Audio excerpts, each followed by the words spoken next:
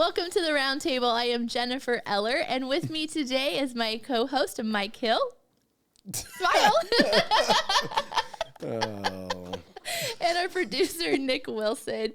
And then our guest today is Clayton Rice. Welcome, Yay. Clayton. So you're a big Round Table fan, aren't you? Sometimes, yes. Yes, you've been quoting things that we've been saying through the episodes, so you're probably Which is super impressive that you can even remember that. That's the only stuff I remember. I don't remember the good stuff. Oh. The things that are important you don't remember. Yeah. The I just watch it nonsense. for the little comments. Yeah. So you're a big listener then, because you don't watch. Yep. Nope, I just listen. Yeah. I listen to and from work. Yes. Awesome. Sometimes I gotta have music. Sometimes you listen to music? Mm-hmm. What kind of music? Do you listen to music? Everything. All the time. Oh. I've been on the hick hop trend right now. The who? Hick hop. Hick hop? Hick hop. Yeah. It's like rap, but country. Really? Hick hop. Okay. Never heard of it. It is good. There's some interesting stuff out there. It mixes and it's pretty decent. Okay, can you name a hick hop artist? Like the Lax, The who? or the Lax, The Lax. or Upchurch, or what's the? There's a few. So can our worship team play any of this? Probably not. Are there bad words in it? Probably. Oh, my. I don't listen to music. Sarah said that last night because I was mowing, and she's like, well, what were you listening to? I'm like, the same thing I always listen to, books or podcasts. She's like, you never just want to be inspired and listen to music? And I'm like, when I'm working out, because I need a little inspiration when it comes to that, or worship music. But when I listen to workout music, I mean, it ain't church worthy. That's for sure. No. And see, my mood changes with my music. Does it really? Yes. Do you get like... It's very evident. I'll get very mad. Really? Depending on the music I listen to. Can you get like... irritable? Pumped up?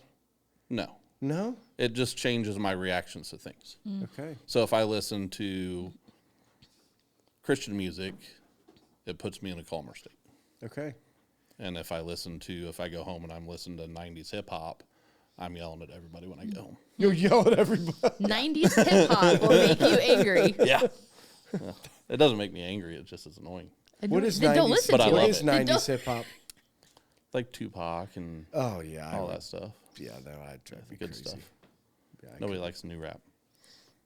Nobody likes any rap. No. Mostly. Except for the old stuff. When they actually could understand them. Except for now the country. Yeah, hick hop. Kick. Hick. Yeah. Yeah. Hick. Hick. Hick hop. Hick. I have to Google I might. that. Yeah, I'm just gonna have to look it up just because Yeah. I want to be a hick. So It'll work out for you. Yeah, I like no. it. I don't have to try very hard. And then occasionally other podcasts. You guys aren't the only ones. Yeah. Do you have a favorite? Lately, you guys have been my favorite. I mean, other than that. Real AF. Really? Yeah, I listen to that one. Okay. He gets a little out there on the conspiracy side of things from time to time. Did he write a book? Yes. Yeah, that's what I He thought. did that. He started the whole 75 Hard and all that. Yeah. Yeah. Okay. Yeah. But I get into his quite a bit. He'll get me angry. Not mad, but like mad at the world. Mad at the world. 'Cause The things that are going on. Yeah. That kind of mad. Yeah. Like, where are we really going with everything? Yeah. Mm-hmm. Do you listen to podcasts? I was just listening to one today. I was telling Nick, because we're looking at different things for the podcast, and I think it was called Life with the Perrys or something like that. Oh, It's really? with Jackie Hill Perry and her husband. Who? Jackie Hill Perry. had She's the a same speaker. thought. Jackie Hill.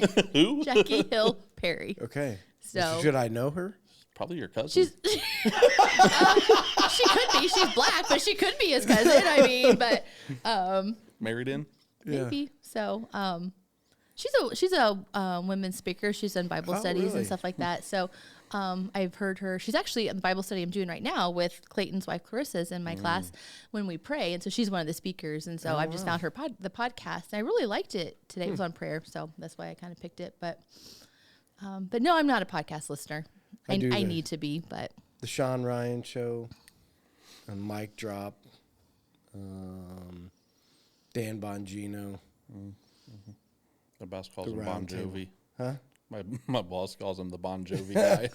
you hear that Bon Jovi guy? Yeah, but I think the Sean Ryan Show and the Mic Drop, like they're all these military guys, and they're the military fascinates me. So Yeah. You wish you could have. Do you wish you were in the military when you were younger? So if I could travel back in time and change anything in my life, it would be that. I feel like any American that lives free should serve their country as a man. But again, I've never served my country, so I don't know what that's like. But at the same time, I feel like I live in a free place that I did nothing for. So I almost feel regrettable that I didn't do something. But yeah. Well, you're serving in other ways, so I think. Yeah, that's what somebody said when I talked to them. So you may do more than you realize. Yeah. Yeah, but I always felt like, I live free because you guys did it, and then I don't do anything about it. Like, I haven't done, I would, like, if I needed to, but, yeah, I told him it was the Sherry effect. That's why I didn't go, because Sherry was like. It's true, yeah. I could have got a scholarship to play football or, and I'm like, but I think I want to go to the military. And she's like, you said we're getting married. And so you are not. They'll fly you too. You are not going to the military. This is what you're doing. And I'm like, whatever. I want to marry you more than anything. So I don't care. Yeah. But I wish I would have done that. Yeah. Yeah. She also got you to go to church when you didn't want to go. That's true. She flat out did. See, God had other plans for you. That's what a good woman can do. A good woman can get us guys to do things that we would never. Good and bad. Never. All right, Clayton, what kind of hobbies do you like? What do you like to do? Lately, my hobbies have involved watching kids' sports. Oh. We chase the kids around and do sports all day long. What are they in? Everything. Oh, Soccer, basketball, volleyball. Oliver was doing baseball. He's not this year. Do you have a Did some hockey. Oh, wow. He's all over. Do you have a preference of what you like watching? I thought I didn't like soccer, but I actually enjoyed it this year. Okay. She played for Crestview. And the rec leagues, I just kind of sat there and didn't really get into it, but I really kind of got into it this year. Okay. So I kind of like the soccer. Basketball I've always got into. Her volleyball. Yeah. Could go either way. Yeah. But Oliver, I really liked watching him play hockey. But can you skate? Yes. Yeah. It's dangerous when you get bigger. So I know. So a long time ago, before we played at the church, we used to play hockey. Back in Adams County, all the Amish played all the time. And so you get hockey skates, we go to People's Pond. Well, then we started renting the Coliseum on Sunday. They would, all the Apostolics and Amish, we'd all go up there and play. So it's been forever. So the Warsaw has a skating rink thing. So we're like, oh, we'll take Hadley up there, and surely I can skate. I can skate. I can't stop. I'm like, what happened? I'm like, all these poor kids, somebody's dying. You have more momentum. I believe they call that kinetic energy. Yeah, somebody's going to get hurt out here. But it was fun. We go up to Sports One in Fort Wayne. Oh, yeah. And they would do open ice days and stuff like that. I'd go up and skate with them. Okay, so you still got it. Yeah. I don't stop as well. But you still but got I can still stop. Yeah. Okay, so I have one more thing. It's a little bit different. It's a would you rather question. Okay. Ooh. So someone had asked me to ask this on the podcast, so we're gonna see. So huh? I said, I don't know about this. Okay. Would you rather have a needle point blank in your eye one time or ride in a wheelbarrow across Niagara Falls? Oh, I'd totally go across Niagara Falls. Niagara Falls. Way. Oh, absolutely. Really? You ain't putting a needle anywhere near my eyeball. Funny story. Didn't know that was gonna come. Okay. I feel like my wife told you that. No, I'll say at the end. But when I was a kid, we did stupid things as kids, right? Because we didn't have electronics. We had to go out and play in the woods and do outside stuff. It was really fun. Well, we had BB guns, and we had BB gun fights in the woods instead of paintball guns. It was BB guns because we didn't have paintball guns, and I got shot. Right there. Wow. Did you get shot in the eye? I did. Yeah. I literally almost shot my eye out. Well, I didn't realize at the time it stuck between my eyeball and the bone. Stayed there for 20-some years. Oh, my gosh. So I had to go get an MRI a few years ago. And I'm like, wait a minute. I need to get that thing out of there because it's going to pew. Wow. So I had BB pulled out of my eye like 3 years ago. Wow. after crazy. 22 years or so. Yeah. Yeah, when my kids were growing up, they were like, what did you guys do when your kids? I said we had dirt clod wars and BB gun wars. Yeah. And Mud. We played in the mud. yeah, a anybody lot. get Got poison hurt? I was ivy. like, yeah, a kid got his eye shot out in the BB gun wars. I was literally, half an inch away from losing an eye. Yeah. Wow. So what would you do? Would you put a needle in your eye or go across the I'm going over Niagara Falls? Falls because there ain't no needle going nowhere near my body. No needles. I can't even put eye drops in. Yeah. Yeah. Well, then, I mean, it's the whole I want to get tattoos, but I can't do it Yeah. because it's needles. Yeah. So Daryl not that Dorsett bad. wanted me to ask that question sometime so you could answer because he knew you didn't like either one of them. Oh, yeah. I mean, I worked with Daryl Dorsett's brother Okay. oh, you up did? at 5 Star. Okay. And I asked him after Daryl's podcast, I said, hey, what's this story about the high school? Yeah. So I got all the details on that Gosh. one. I was like, oh, Yeah. that's how I So- get in, huh? Yeah, I couldn't believe that. I thought that was Yeah. a little funny. So okay, so yeah, so what was your growing up like? What was did you go to church as a kid? Did you have was your family crazy? Or Well, yeah. Whose family wasn't? mine really wasn't, but I don't remember a lot of it. I kind of put everything out. I've got this really good gift at blocking things out, and I've never got the gift of bringing it back. My parents, Where'd I know, you grow up at? Bluffton and Huntington. Well, Roanoke. Okay. so that- Parents got divorced. Dad lived in Roanoke. Mom lived in Bluffton. okay. She got remarried over in Bluffton, and we went to a small Methodist church there, and Dad went to a Lutheran church outside of Roanoke. So you went to Norwell? No, I went to Bluffton. Oh, you did? Yeah, I'm one of them. Okay. I've heard you talk about Bluffton. Well, you right. know, there's the upper class Norwell people, and then there's Bluffton, It's right? debatable on who you talk to. I'm just telling Yeah. you, that's what those They people think over they're there upper think. class. But Huh? They think they're upper class. I know. That's what I said. That's what everybody over there thinks. That's all right. They can stay up there. Yeah. So grew up in Bluffton mostly. Would come over weekends and summertime, Roanoke and 4-H and stuff like that. But we did some church. My stepdad was very religious. I would say my mom was more than my dad, and Dad kind of stepped out of it and worked more than he did anything else at the time. So he worked excavation, so it was 12, 14-hour days, 6 or 7 days a week. So there came a time where we kind of just ventured out of it as we got older. We had other things going on. And did I get saved when I was a kid? Sure, I went through the motions. Did I really believe it at the time? I don't really know. I always believed there was a higher power. I remember that as long as I can remember. But what it was, I could never point a finger on it. So we went through all the growing up phases of partying and forgetting about God and Jesus, and you go through all that. And I always had something pushing me to help people. So I was 17, so 2000, fall of 2000, the fire department in Bluffton was hiring paid on-call guys. I was like, oh, I can do that. Well, you had to be 18. So I applied for it anyway, and they said, well, come try out for it, and let's see what happens. So I went and did the tryouts. I actually got selected as the top person.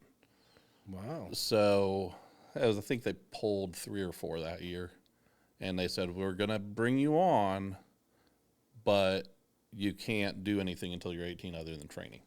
So I would still run out and do calls and stuff, but I couldn't go into fires. I couldn't do extrication, stuff like that. But I could still go on the calls. So I did that for a while, and the day I turned 18, I was like, you know what? I'm doing something bigger. So that's when I went and joined the Army. So did 5 years there. What made you choose Army? Both my brothers were Marines. Grandpa was Navy. Had a cousin that was Army and another cousin that was Air Force. And of all the sane people, the only one was really Army. Out of all those? Really? I didn't want to be a Marine. I just had no interest in it. It was too much indoctrination. And to me at the time, Air Force was not enough. Right. And I didn't want to be on a boat, so I wasn't going Navy. Okay. So I ended up Army. Okay. in the end of the day, I probably should have went Air Force, but that's neither here nor there. How come? The way it's run is completely different. You go through the other militaries and stuff, and it's very military, and you get out. And the Air Force, everything translates to college credits more. At the time, anyway, I think it's all kind of moved that way now. But when you went through the Air Force, it was all more academic.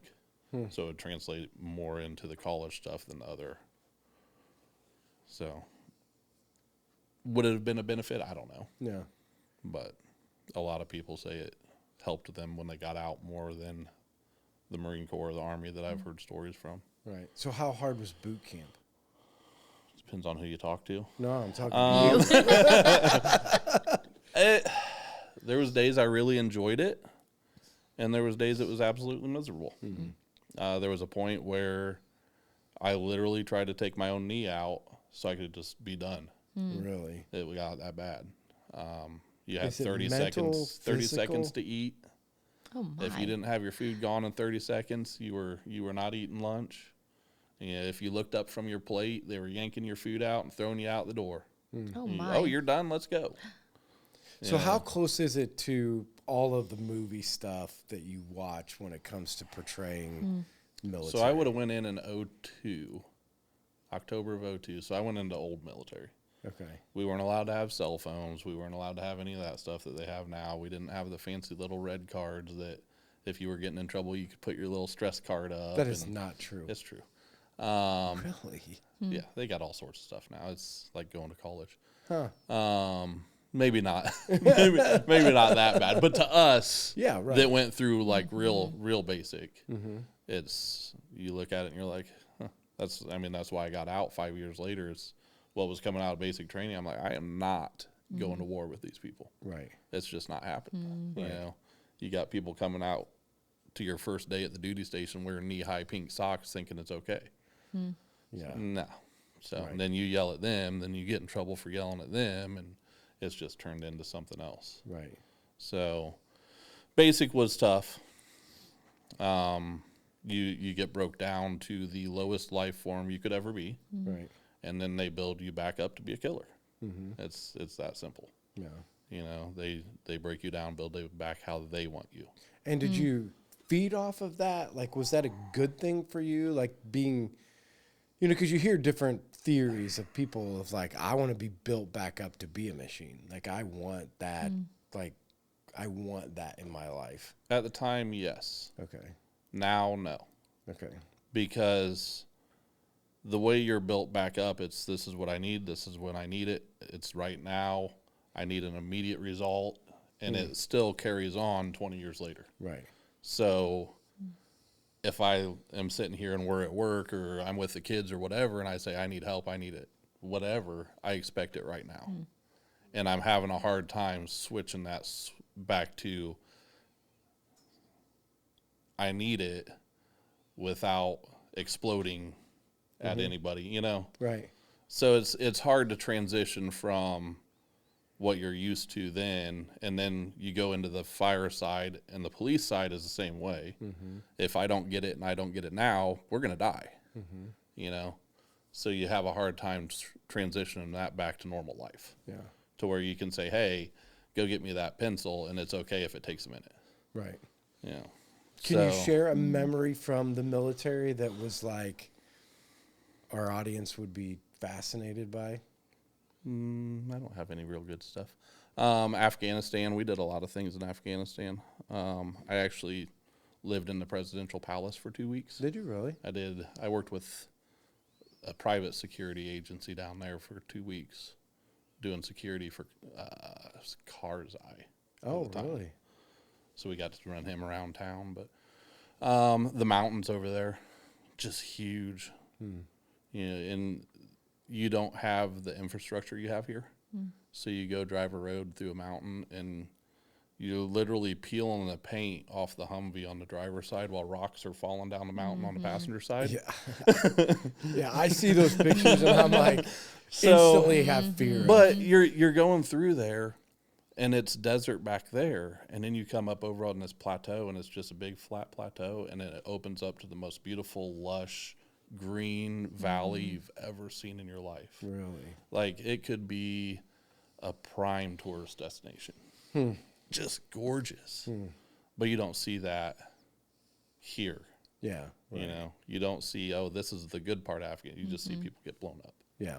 Right. So the stories, it goes back to what we were talking about earlier. You know, it's, you get fed what people want you to see through the news. You don't get fed real life. Right. So you always have to look at, this is what we see, but what's the other side? Right.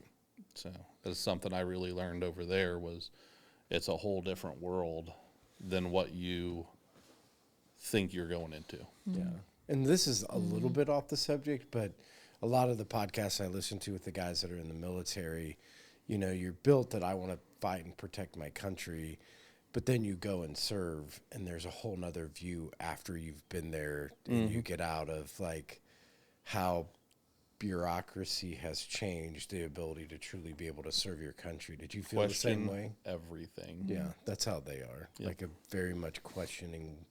There's nothing, I don't watch the news hardly ever anymore, but if I do see something pop up or somebody tells me something, there's nothing that I ever see anymore that I'm not like, wonder what the rest of that is. Oh, right. You know, because that ain't it. Yeah. Because you ever go like on a mission or something and you're like, this hat can't be anything to do to serve my country, that I'm not sure why I'm doing this. Makes no sense. Most of what we did revolved around opening schools, and because I was military police, which in Afghanistan was more like multi-purpose. Okay. MP, multi-purpose. So we went out with infantry, we went out with special forces, we did presence patrols, we'd go out and pick up caches of explosives and stuff like that, or we might just do security on the base. They actually had MPs doing police work on the bases over there. So you had a whole variety of things. I worked in a prison over there for a while. That was interesting. But So how many years were you in Afghanistan then? 18 months. Okay. So then where else did you serve? Hawaii and Virginia. Okay. What's a positive you'd take away? What's one thing positive that in the military? Because you already said there are some negatives that you're still living with. Was there a positive that came out of it? Gives the you a military? strength that you didn't know you had. Is the biggest thing. I was actually talking to Tammy about it yesterday. Your mind is incredible. And as soon as you think I'm done, you're at like 20% of what you're capable of. Yeah. And you can push and push and push and push and push and push until you're really done. And you don't realize where that spot is until you're a spot that if I stop at 20%, I'm dead. It's a way to push yourself further than what any average person could ever imagine. And your elite sports and stuff like that, your career guys that have gone to MFL, they know all that. And the people that run 26-mile marathons and stuff like, they know. Right. You don't stop when you're tired. You stop when you're done. And that's not something that the average person will ever experience. Yeah. That's what the David Goggins. Have you ever read any David Goggins stuff? No. Have you ever read any of his stuff? You Can't Hurt Me. So he was this guy that was 300 pounds, became a Navy SEAL, fought through all this, went into Delta Force and some other. But anyway, he gets out of it, and his whole thing is how bad his life was and his military experience. And he says the F word a lot. So for anybody that's out there listening, don't get mad at me if you go listen to David Goggins. But anyway, his whole thing is like, you have no idea what your body can do. Right. You have not even come close to testing what your body can do. Your mind will shut it down if you don't learn how to fight through like the battle of the mind and being able to use your body for the way that it is. So was faith any part of your journey when you were in the military? Well, in basic training, you could either clean the barracks or go to church. So everybody went to church. They didn't feed you well there. It was some place to go, and there was a guy that you questioned whether he even believed in God or not when you were there listening, and so it was just kind of emotion. But I would say, looking back, there was more than enough times where I would say I probably should have been dead there. Mm-hmm. Oh, wow. But specifically one time I'm walking, you ever heard of a HESCO wall? No. It's basically like a 4-foot steel cage. They fill it with a bag, fill it with rocks and sand and stuff, and they build it up into a wall, sometimes 2 wide, sometimes 3 wide, stuff like that. And it'll be 10, 15 feet tall. And I'm walking back to we lived in a tent at the time, and get on rocket attack. And every day. You get hit with mortars and rockets every day. My gosh. It just day one, they had these big bunkers set up, and day one you're diving into bunkers, and month 3 you're just like, whatever, blow me up. So at this point, this is a year into it, and I'm walking back from lunch, and alarm goes off, and I'm like, whatever, I'll get back there when I get back there. Well, then there was a big boom, and I got back there a lot faster than I thought I was going to. Well, come to find out, exactly where I was standing on the opposite side of the wall, 5 feet away, a rocket blew up a container. Wow. So I'm kind of like, that was a close one. Yeah. But, and just little off the wall things like that, where I say little, but. And you're not married at this time? No. Yeah. No. Okay. So it's not something that you would have thought about at the time, but you look back on it now as you're growing your faith, and you're like, yeah, he probably played a part in that, He probably kept me around for a reason. Right. So several incidents similar to that, but firefighting and stuff like that. I remember walking into houses on fire and just looking around and be like, bro, we should all be cooking right now. And it's just like a bubble around you. Wow. But, and is it God playing his part, or is it your hose isn't on at that point, so it ain't the water. Right. But things like that. Yeah. So then you get out of the military, and you go to Virginia. Well, military took me to Virginia. Okay. So I ended up at Fort Belvoir, Virginia, and there I was an accident investigator, active duty. And towards the end of that, I started volunteering as a firefighter. And that's when it all ended down there. Well, military side. You were ready to get out? Yes and no. I had a couple opportunities that now I probably should have taken. I'd be retired almost a year now. I'd have retired last October if I'd have stayed in, but a couple opportunities came up, and I just wasn't interested in it. Yeah. So I was it was my time to be done. Then I transitioned from the military, and I was a federal cop on the same base, and did that for 5.5, almost 6 years. Wow. And that whole time I was doing that, I was volunteering as a firefighter down there. And we were in Fort Belvoir, is in Fairfax County. I think Fairfax County has something like 3 million people in it. Oh, wow. And I volunteered at the next county down, which is Prince William County. The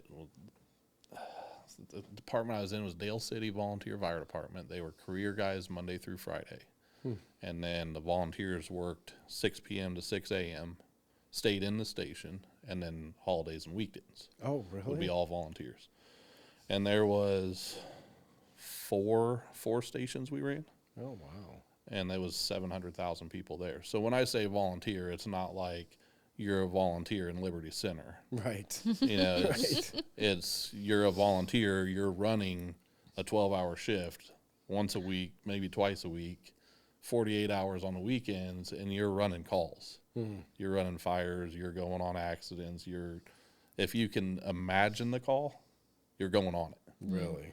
So I did that for a while and used that to get all my certificates to switch over to the fire department, and ended up as a firefighter on Quantico the last few years we were in Virginia. I think I started down there, would have been 2016, and did that for about 6 years. Isn't Quantico where the FBI and... Yeah.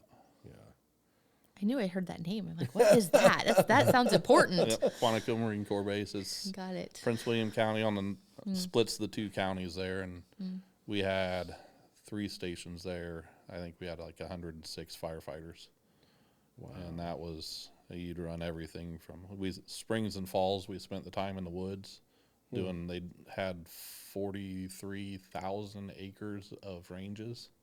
They'd burn every spring and every fall. Really?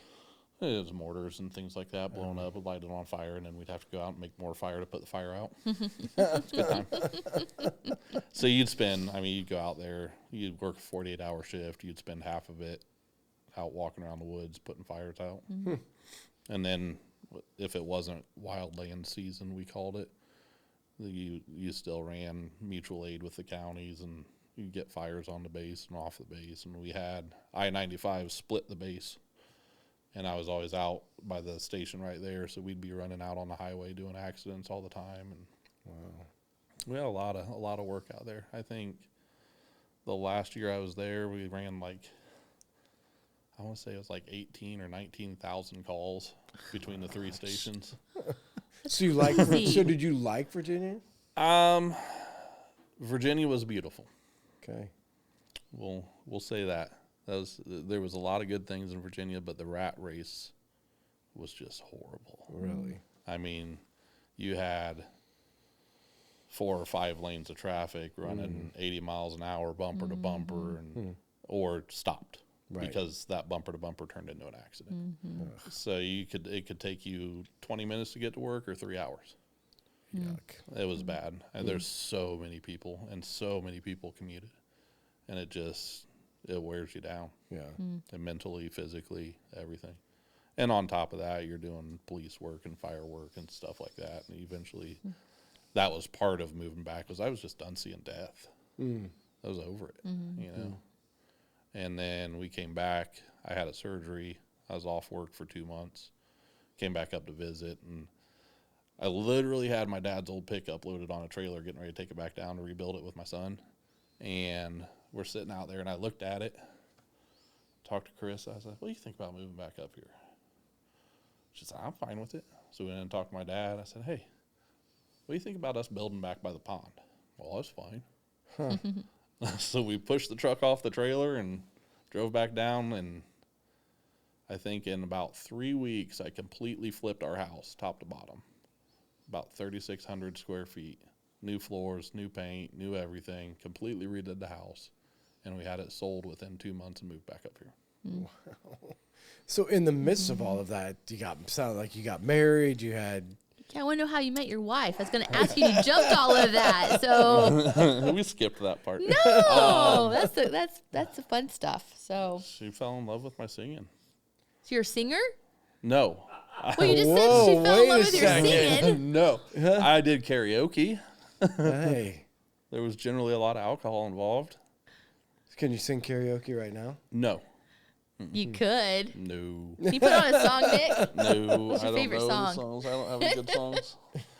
So anyway, she was at a bar and I was at a bar, and we started talking, and I chased her for a month or 2, and she worked at another bar, and I'd go bug her there, and I eventually got her to come hang out, and she never left.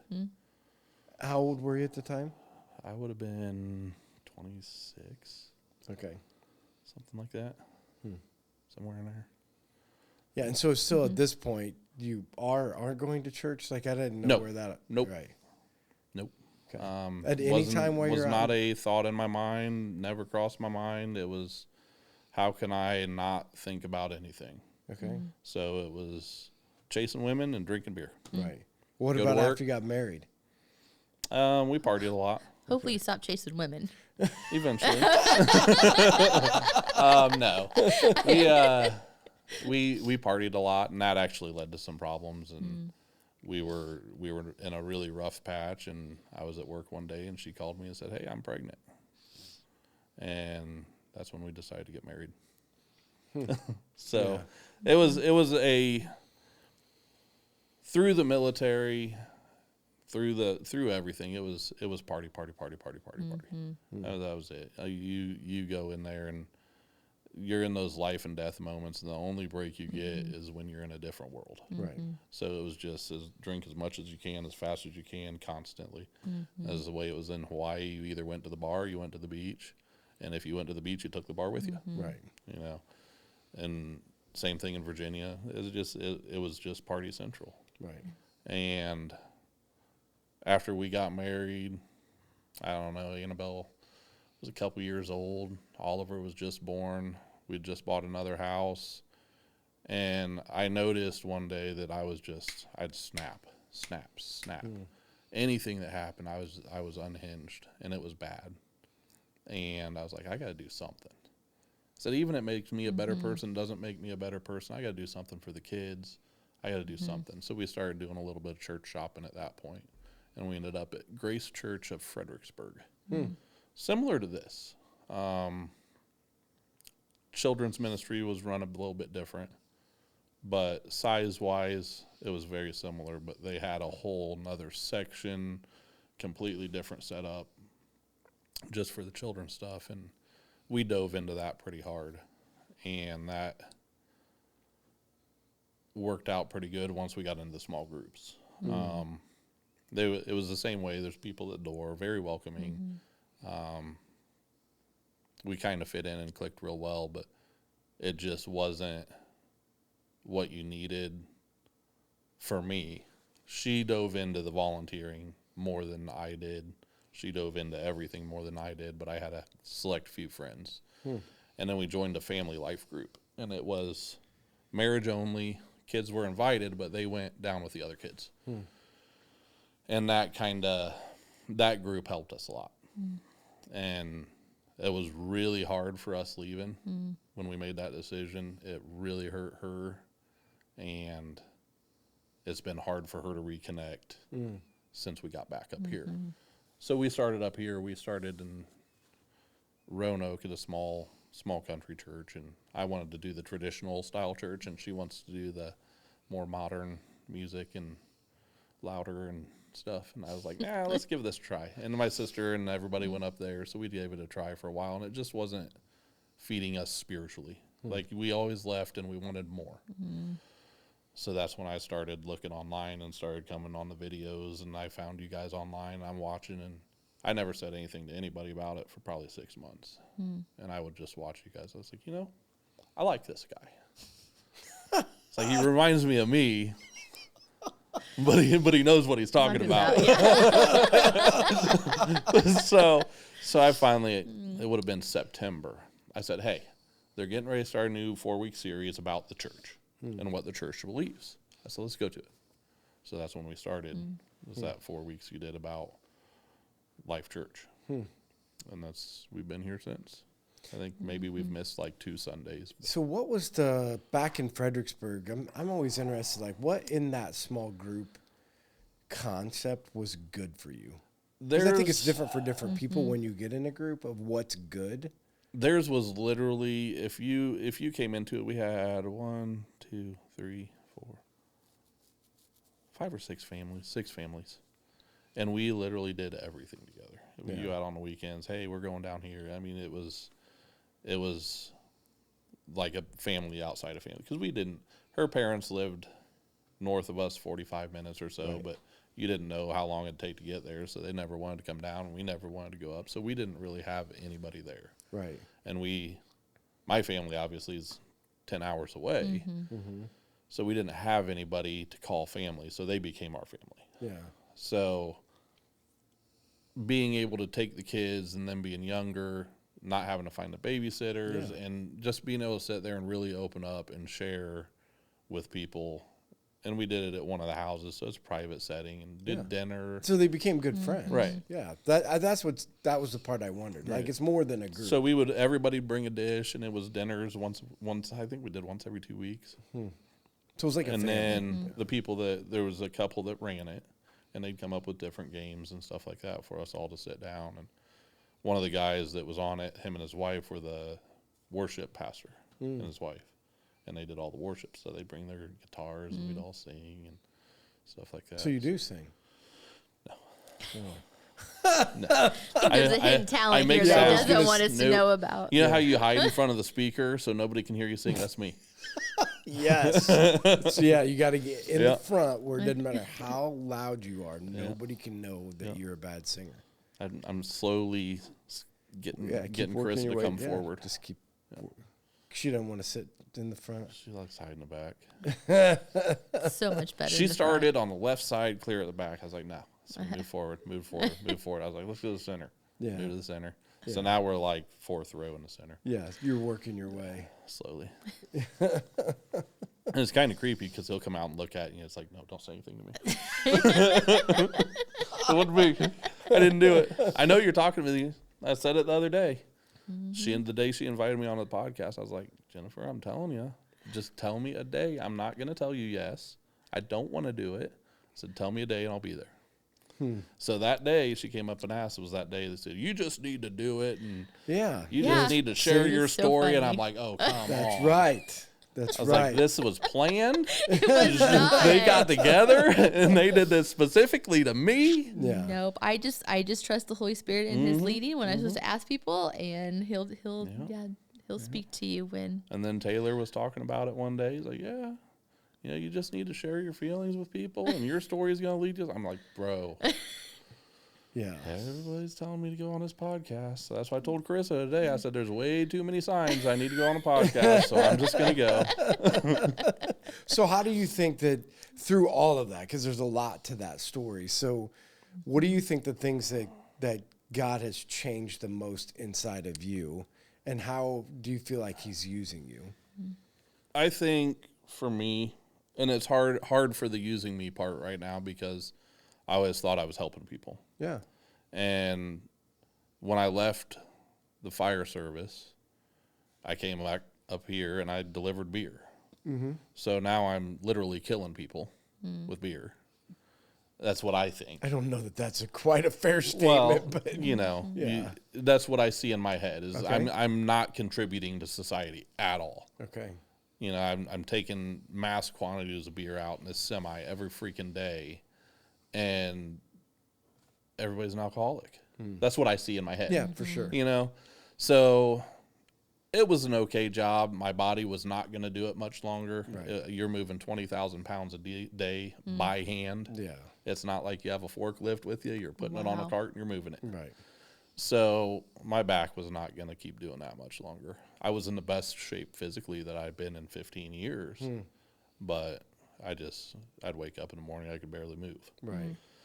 So talked to my friend in Bluffton, said, hey, you're doing the electrician thing. Let me come check that out. So I started working with them part-time, and I was like, this isn't too bad. I think I could do this. So I ended up switching over full-time with them and have been there since. Right. But so the helping people out part has kind of went away to me. So I'm trying to figure out a way to fill that void and how God wants to use me at this point. And have you had any revelations? No. Because I think that's honestly a struggle for tons, especially for men. Like, how do you fill that void? I feel like I'm being pushed to do something construction wise, for needy families and things like that, or wheelchair amps or whatever, right?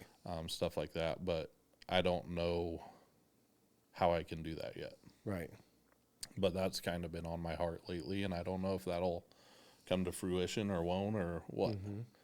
There was a place in Virginia, it was called 516 Ministry. That's all they did. They'd just go around and do construction all day. Oh, really? They'd go help people put roofs on or new siding or wheelchair ramps, and then as they grew, they would go, and if a tornado went through Kentucky or Tennessee or whatever, they'd take a team and go down there and help clean up and get people's houses back together and stuff like that. Wow.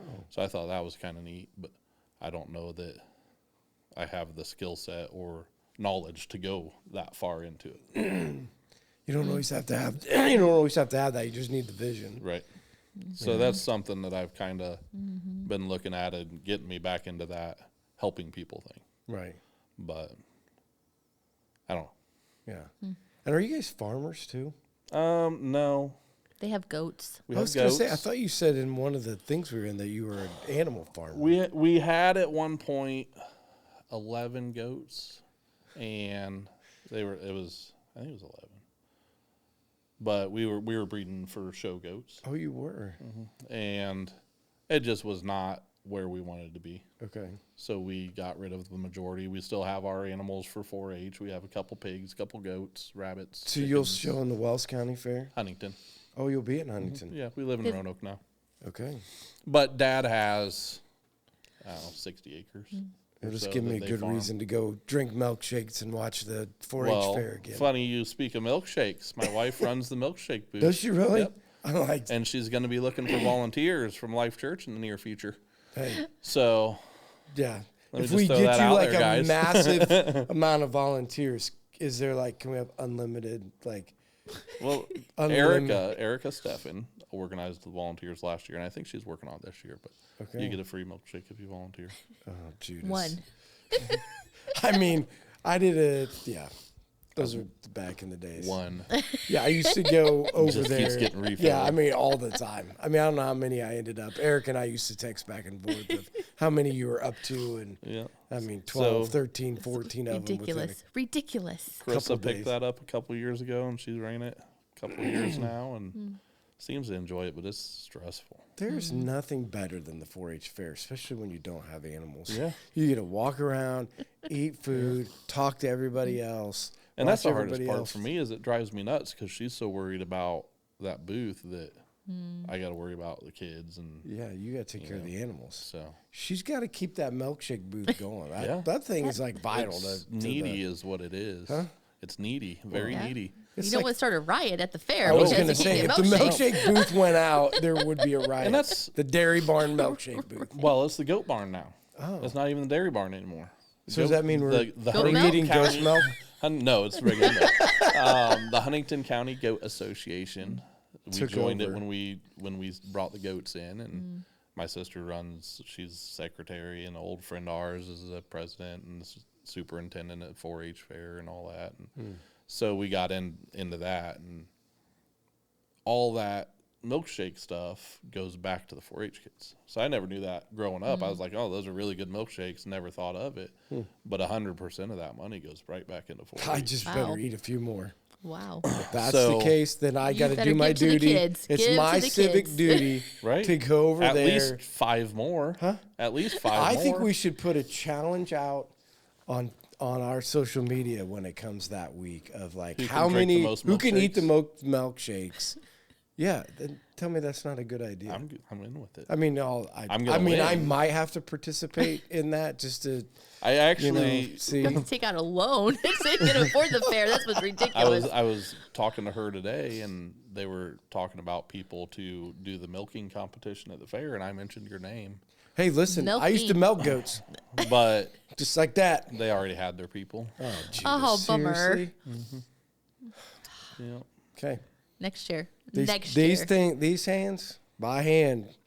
We'll get you in there. Then you go hit dingers. I said, should I afterwards. invite That's how it Mike? works. She says, no, we already got him. So they got Jamie jeez. Kraft, Todd Landrum, and JP at the extension office are the names that they threw out. Okay. I don't know if I'm supposed to say that or not, but I did. It just got So. revealed. Funny. Yep, is what it is. I Okay. don't hold secrets well. Yeah. So, parting words of wisdom for Oh, man. anybody out there. Just in the words of Bob Burnsworth, just let go. Stop trying to hold on. I asked him one day, I said, how do you do it? Like he's the most open, giving person I've met since I've been back in Indiana. And I was like, how do you do it? He says, it's easy. You just let go and let God have the reins. Wow. I said, I don't think it's that easy. He said, no, it is. You just have to do it. Yeah. I do So remember him I'm saying trying that. to do that. Yeah. Is that going to be a stretch for you? Yes. Yeah. Yeah. You have so much control your entire life. Yeah. How do you just let go? Right. That's not as easy as I want it to be. Yeah. I think that's for all of us. I think it's a constant. Nobody wants to let go. A constant, like, okay, it's easy to say, hard to do. Right. Yeah. Everybody can say it. But Well, Wade, thanks for. Oh, nobody knows the story. oh, man. Now you got to spell the story of Wade. Let's just Jennifer. Come on, Jenny with an Come I. on, Jenny. Tell them the story of So, I Wade. was at Discover Life last year, and him and Carissa were at the first night. So I'm trying to do good and remember people's names. And so he walks by and I say, hi, Wade. He goes, My name's Clayton. I said, are you sure it's not Wade? Been Clayton for 40 years. I don't think it changed last night. So, anyways, Yep, my friends call me Wade, and everybody needs to call Jennifer Jenny with an I now. Yeah. There you go. Yeah, so when you come up and see him, are you first or second service? First, generally. Yeah, so if you are listening, make sure you do watch. So at some point you do got to watch so you can come on and get a good idea. You got to see the faces. Does he of the people. look like a Clayton or does he look like a Wade? That's the thing He you looks need like to a decide. Jason. Maybe a Clyde or something. Goes along with the hip hop. What's your middle name? Wayne. Wayne. Well, that's Close to enough Wade. to Wade. Yeah. Well, Clayton, seriously, thanks for coming on. Thanks for sharing your story. I know that, there was a lot there and a lot more there that you could share, but we appreciate you coming on and sharing. And again, we'll continue to pray with you and with us as we learn to give up control, let God use us, and see what's in the future. And so, again, if you're out there when this comes out, if you are watching and or listening, make sure that you take it and share it, when this comes out on Facebook. So like, share, comment, so we can get it out on other people's feed and everybody can be able to know and hear your story and be able to learn from those things. Again, like I said earlier, if you're listening, make sure you do go on at least one time. One time you have got to go to our YouTube page and you have got to see. Is the deer still up there? Yeah, the deer's still up there. You got to come on. You got to see the set. You got to see the guests. And again, just for the sheer fact, the church is big enough now, it's hard to know, who everybody is. So it's a great opportunity to get to know, put a face with a name and be able to come up and say hi. So thanks everybody for joining us, and we'll see you guys next week. Bye.